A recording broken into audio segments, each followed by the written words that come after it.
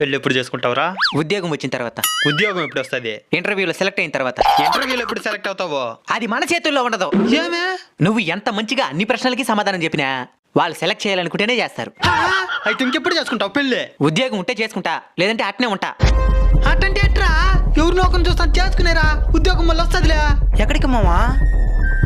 రే నువ్వు అన్న చెప్పురా వాడికా. సర్లే నేను చెప్తాం గాని. ఇంట్లో వాళ్ళు ఎందుకు మామ ఇబ్బంది పెడతావా? పెళ్లి చేసుకునే మావా. సరే మీ అక్కని చేసుకుంటా.